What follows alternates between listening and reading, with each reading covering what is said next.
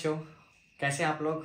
बढ़िया। चलिए, तो आज हम शुरू करने वाले हैं हम अपना चौथा लेक्चर, जिसका नाम है मादा जनन अंग, है ना, जिसे इंग्लिश में हम नाम देते हैं फीमेल रिप्रोडक्टिव पार्ट। चलिए, ये देखिए, ये जो मेरे हाथ में अभी आपको जो संरचना दिखाई दे रहा है, यही है स्त्री केसर, है ना।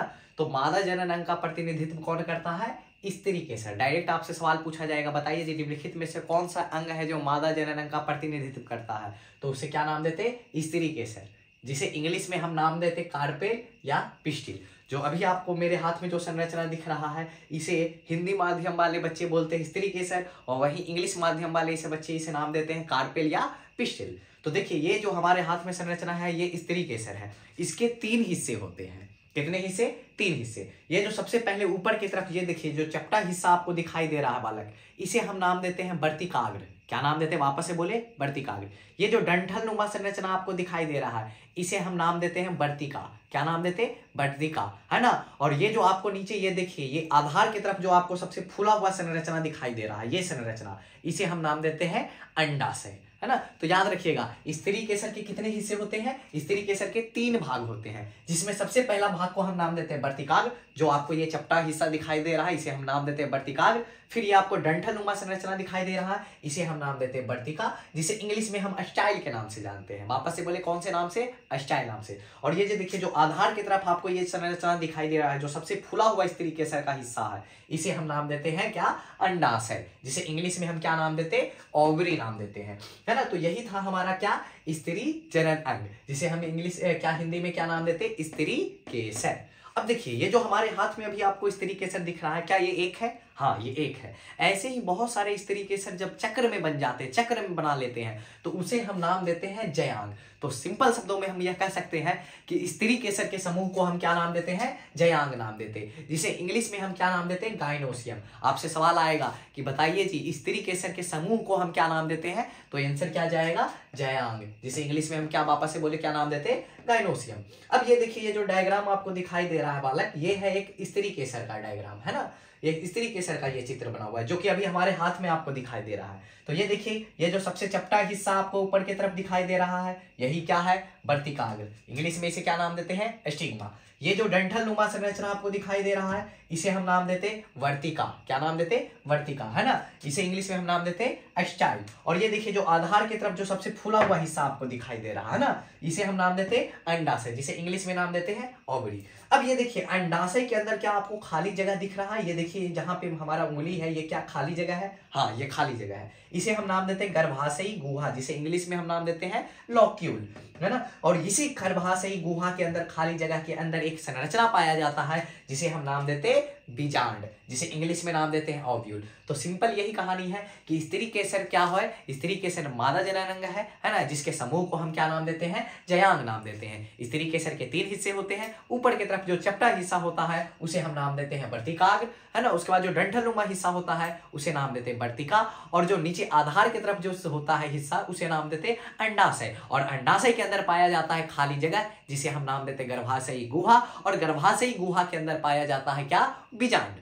अब बात करते हैं बीजांड के बारे में कुछ। ये जो बीजांड होता है बालक, ये हमारा, जैसे कि याद कीजिए, पराग कोश के अंदर, तो पराग कोश के अंदर जो छोटा छोटा गोल गोल जो संरचना दिखाई दिया था, है ना, उसे हम क्या नाम दिए थे? लघु बीजाणु धानी। तो ये कौन सा अंग है? लघु बीजाणु धानी था, है ना। और लघु बीजाणु धानी के अंदर क्या हुआ था? लघु बीजाणु जनन, जिससे क्या बना था? परागकण, है ना। उसी प्रकार ये है मादा जनन अंग। यहाँ कौन बनेगा? यहाँ बनेगा मादा युग्मक। और मादा युग्मक कहाँ बनता है? ये जो गर्भाशय के अंदर, जो गर्भाशयी गुहा है, जो अंडाशय के अंदर जो खाली जगह है, यहाँ पाए जाने वाले बीजांड के अंदर ही क्या बनता है? हमारा मादा युग्मक। और बीजांड को ही इस कारण हम क्या नाम देते हैं? गुरु बीजाणु धानी, जिसे इंग्लिश में हम नाम देते हैं मेगा स्पोरेंजिया, है ना। तो ये था हमारा क्या? मादा जनन अंग।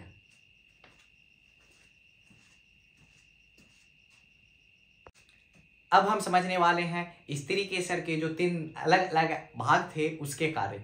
तो सबसे पहला भाग क्या था? वर्तिकाग्र, जो कि स्त्री केसर का सबसे अगला और चपटा हिस्सा था। इसका कार्य क्या होता है, ये क्या करता है, परागकण को उतरने का मंच प्रदान करेगा। परागकण उड़ते हुए आएगा और इसी हिस्से पे आकर क्या होगा, उतरेगा। फिर क्या होगा, इस परागकण से क्या का निर्माण होता है, पराग नली का निर्माण होता है। तो पराग नली को अगर अंडाशय जाना हो है तो क्या ये वर्तिका के माध्यम से गुजरेगा, हाँ वर्तिका के माध्यम से गुजरेगा। तो वर्तिका का क्या कार्य है, ये पराग नली को गुजरने का क्या करता है, प्रदान करता है, जगह प्रदान करता है। और सबसे आधार की तरफ जो स्त्री केसर का हिस्सा था जिसे हम नाम दिए थे अंडाशय, और अंडाशय के अंदर पाया जाता है खाली जगह जिसे हम नाम देते हैं गर्भाशयी गुहा। और इसी गर्भाशयी गुहा में पाया जाता है बीजांड, और इसी बीजांड के अंदर क्या का निर्माण होता है, मादा युग्मक का निर्माण होता है। तो अंडाशय का सिंपल शब्दों में हम कह सकते हैं अंडाशय का क्या कार्य है, तो अंडाशय के अंदर ही क्या का निर्माण होगा, मादा युग्मक का निर्माण होगा। तो क्या आपको ये तीनों भाग का कार्य समझ में आ गया। हम वापस से रिकॉल कर देते हैं। पहला जो भाग होता है वर्तिकाग्र, जिसका कार्य होता है ये परागकण को उतरने का मंच प्रदान करेगा। दूसरा जो हिस्सा होता है वर्तिका, ये क्या करता है, पराग नली को उतरने का जगह प्रदान करेगा। और तीसरा जो हिस्सा होता है अंडाशय, जहां क्या का निर्माण होता है, मादा युग्मक का निर्माण होता है। तो ये है स्त्री केसर के अलग अलग अंगों के या अलग अलग भागों के क्या क्या कार्य है।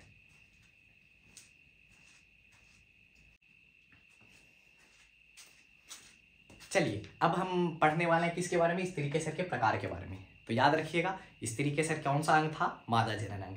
स्त्री केसर के दो प्रकार होते हैं, या तो स्त्री केसर अकेला हो तो इसे नाम देते हैं एकअंडपीय स्त्री केसर। ऐसा ही स्त्री केसर अगर ढेर सारा आपके पास आ जाए तो इसे क्या नाम देते हैं, बहुअंडपीय स्त्री केसर। अब देखिए, एकअंडपीय है तो वो अकेला रहेगा, कोई दिक्कत नहीं है। अगर वो बहुअंडपीय है तो इसका दो पॉसिबिलिटी बनता है, या तो सब आपस में जुड़े हों या तो सब अलग अलग हों। जब जुड़े हों तो इसके लिए शब्द यूज किया जाता है युक्टांडपी। वापस से बोले क्या यूज किया जाता है, युक्टांडपी, जिसे इंग्लिश में नाम देते हैं सिनकार्पस। वापस से बोले सिनकार्पस। और वही जब सब आपस में जुड़े ना होकर अलग अलग हो तो इसे हम नाम देते हैं व्युक्टांडपी। क्या, व्युक्टांडपी, हाँ, जिसे हम इंग्लिश में नाम देते हैं एपोकार्पस। अब हमारे एनसीईआरटी किताब में इसका एग्जाम्पल दिया हुआ है। एग्जाम्पल क्या दिया हुआ है कि ये जो युक्टांडपी होता है, युक्टांडपी स्त्री केसर किसके अंदर देखने को मिलता है, तो युक्टांडपी स्त्री केसर आपको देखने को मिलेगा किसके अंदर, पपावर के अंदर। किसके अंदर, पपावर के अंदर। वहीं पे युक्टांडपी स्त्री केसर आपको किसके अंदर देखने को मिलेगा, माइचेलिया के अंदर देखने को मिलेगा। डरिए मत, हम याद करने का तरीका आपको अभी बता रहे हैं। तो देखिए, सिंपल आपके एक कहानी बताते हैं। मान लीजिए आपके घर में एक ही लगन का 4 कार्ड आ गया। कितना कार्ड आ गया, 4 कार्ड। तो बताइए, एक कार्ड आया नानी घर से, एक कार्ड आया फुआ घर से, एक कार्ड आया दीदी घर से, और एक कार्ड आया कहाँ से, चाचा के यहाँ से। तो पापा क्या डिसीजन लेते हैं कि ठीक है, तुम बउआ चाचा के यहाँ जाओगे, छोटा भाई नानी घर जाएगा, बहन दीदी के यहाँ जाएगी। इस प्रकार पापा डिसीजन लिए, है ना। तो कहने का मतलब पापा क्या काम कर रहे हैं कि पूरे घर वालों को आपस में जोड़ कर रखने का कार्य कर रहे हैं। तो इसी प्रकार आप याद रखिएगा, जो युक्टांडपी है, युक्टांडपी किसको बोले, जो अंडाशय अलग अलग है या जुड़ा हुआ, हाँ। तो जोड़ने का काम कौन करते हैं, मम्मी या पापा। तो इसे याद रखिएगा, पपावर। पपावर कैसा है, युक्टांडपी। तो पपावर नामक पौधे के अंदर जो स्त्री केसर आपको देखने को मिलेगा उसे हम क्या कहेंगे, युक्टांडपी। उसी प्रकार दूसरा याद रखना है माइचेलिया, जो किसका उदाहरण है, युक्टांडपी। इसका याद करने के लिए हम एक अपना पुराना कहानी बताते हैं। जब हम पिछले साल क्लास ले रहे थे तो उस वक्त हम लास्ट सेशन चल रहा था, तो बच्ची लोग बोली कि सर पार्टी दीजिए। तो हम बच्ची लोग से पूछे कि बताओ बुआ आप क्या क्या खाना पसंद करोगे। तो उसमें से कुछ दीदी जो आई वो हाथ खड़ा की, सर हमको मोमो खाना है। कुछ हाथ खड़ा की, सर हमको आलू फिंगर खाना है।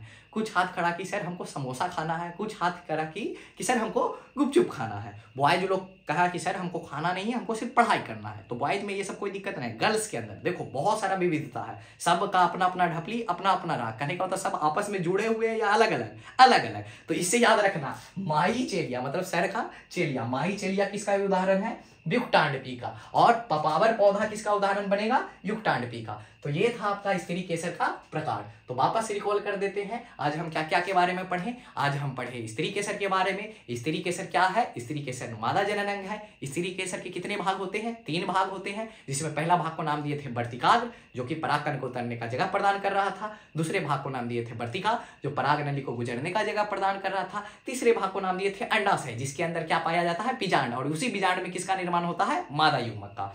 फिर हम बात किए थे किसके बारे में, स्त्री केसर के प्रकार के बारे में। अगर स्त्री केसर एक है तो उसे हम नाम देते हैं उसे हम क्या नाम देते हैं, एकअंडपीय स्त्री केसर। उसी प्रकार अगर स्त्री केसर समूह में है तो उसे हम नाम देते हैं क्या, बहुअंडपी इस तरीके से। अब जब बहुअंडपी है तो बहुआ दो केस बनेगा, या तो आपस में जुड़ा है या तो अलग अलग है। जुड़ा हुआ है तो उसे नाम देते युक्तांडपी, अगर अलग अलग है तो उसे नाम देते युक्तांडपी। और युक्तांडपी का उदाहरण, युक्तांडपी मतलब जुड़ा हुआ या अलग अलग, जुड़ा हुआ, तो उसका उदाहरण याद करवाए पापावर। वापस से बोले पपावर, याद कीजिए, याद करने का तरीका, पापा घर में सबको जोड़ कर रखते हैं, पपावर किसका उदाहरण हो जाएगा, युक्तांडपी। वहीं व्युक्तांडपी का उदाहरण करने का तरीका क्या बताए कि सर का जो चेली थे सब क्या कही, अलग अलग ढपली अलग अलग राग, तो माईचेलिया मतलब माईचेलिया किसका उदाहरण हो जाएगा, व्युक्तांडपी का।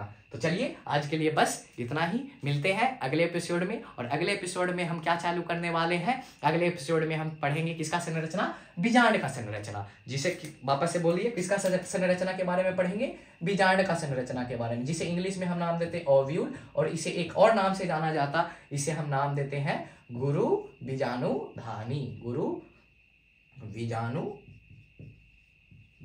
है ना। तो इसके बारे में अध्ययन करेंगे, इसका संरचना के बारे में अध्ययन करेंगे, क्या है, क्या सीन चल रहा है ना। तब तक के लिए धन्यवाद, मिलते हैं अगले एपिसोड में। तब तक के लिए मस्त रहिए, तंदुरुस्त रहिए, पढ़ाई में हमेशा व्यस्त रहिए।